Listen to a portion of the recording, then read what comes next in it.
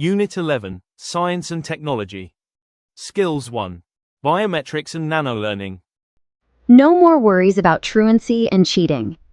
Just introduce biometric applications at your school. With fingerprint scanners, or facial or voice recognition technologies, schools will be able to check students' attendance. Teachers will no longer need to call students' names to find out who is absent. This will make more time for activities. Schools can also use these biometric applications for students who borrow books and equipment. Even more amazing, teachers can even use the eye tracking applications to check students' understanding of a lesson and to motivate students to learn. For more information, visit www.biometricappsolution.com.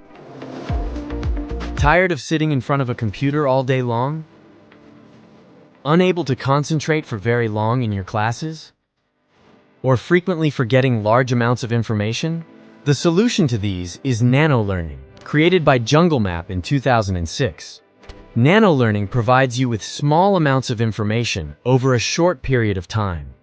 Your learning will become effortless.